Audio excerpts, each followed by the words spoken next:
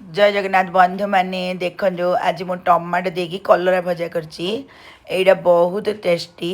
जड़े माँ रिक्वेस्ट करते कलरार किसी रेसिपी आणतु मु आज कम तेल रे ए कलरा रेसिपीटा आनी जदि भल लगे लाइक करूँ सांग मत सेयार करूँ मत कमेंट करने जमा भूलें तापूर्व दुनियार कौ कोण रही रेसिपीटा देखुं प्लीज मत कमेंट करी कहतु जदि यूट्यूब रे देखुए ए रेसिपीटा नुआ कहले साइड तार बेल आइकन दबाई दिंतु चैनल सब्सक्राइब हो फेसबुक रे देखुले फॉलो बटन दबाई दिंतु फॉलोइंग हो मुझे कौन नुआ नुआ वीडियो सब पोस्ट करी आपण पाखे प्रथम जाकि नोटिफिकेशन पहुँचुव आपण मानू आउ कौन कलर रेसिपी दरकार प्लीज मत कमेंट करी कहतु मु निश्चित भाव करने चेष्टा करी देखु मु 250 ग्राम कलरा नहीं आई पूरा कषि कषि कलरा गुड़ाक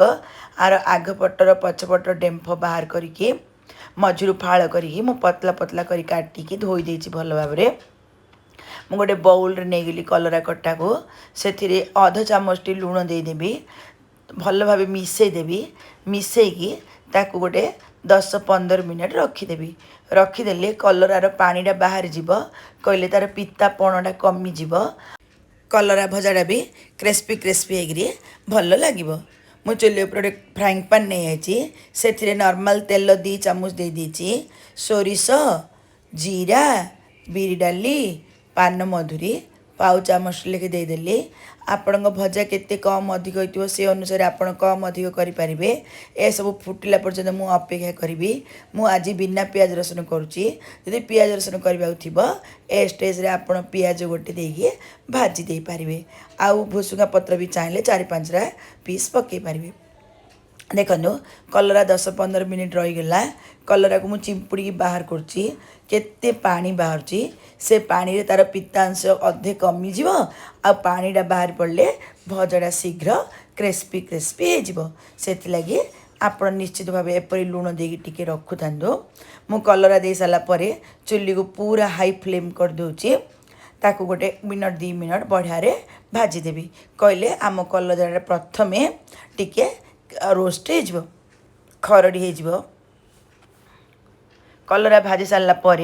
मु एथिरे हलदी गुंड गोटे पाउ चामचटी गरम मसला गुंड पाउ चामचटी लंका गुंड गोटे चामचटी दे देछि ता सहित बहुत कम मात्रा लुण देछि कारण आगरु आमर लुणटा पड़ी आपको आम आउ थे पुणी हाई फ्लेम रे गोटे मिनट भाजी देबा तापर चुल्ली को सीम करदेबा सीम करके कभर करके गोटे 4-5 मिनट आम बसईदेबा कहले पानी न देकी भी सीम रे बढ़िया रे सीझीज आपको आप भात रुटी पट्टा जहाँ सहित भी खाऊँ खाँतु बहुत बढ़िया लगे एपरी करूँ कलर आउ कौन रेसिपी दरकार प्लीज मत कमेंट करी कहतु मु करने निश्चित भाव चेष्टा करी देखो गोटे मिनट भाजी होगला मुझे गोटे बड़ टमाटो रफली काटिकी दे देछि आपण पाखे जो टमाटो नथिबो आमचूर पाउडर टी दे दिंतु ना लेंबू टी भी चिंपुड़ देवे कहले पित्ताटा को बैलेंस करदेव बर्तमान मु कभर करके सीम करके 4-5 मिनट 7 मिनट पर्यंत बसईदेवी आपड़ चाहिए मझे मझे टे घाटी पारे बर्तमान 6-7 मिनट मुझे बसईदेली टमाटर टे पानी बाहर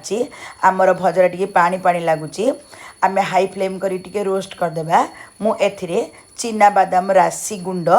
गोटे 2 चामच पकई देछि मु सब बेले चिना बादाम 50 ग्राम राशि 50 ग्राम भाजिकी गुंड करी रखी थाउची जे कोनोसी भजा मानक दरकार पड़े पकाउची नहले कोनोसी झोल टाइप रो तरकारी जदि पतला हे जिवो कहले सेथरे मु 2 चामच पकई दोची कहले झोलटा मोटा हे जाउची आ तरकारीटा भी बहुत टेस्ट लगुच एपरी कलरा भजारे भी पकेले बढ़िया टेस्ट लगे मु बर्तमान हाई फ्लेम करके रोस्ट कर दूची भजा रेडी आपण रुटी सहित पट सहित भात सहित एंजॉय करंतु केमिति लागला कमेंट करेंगे रही।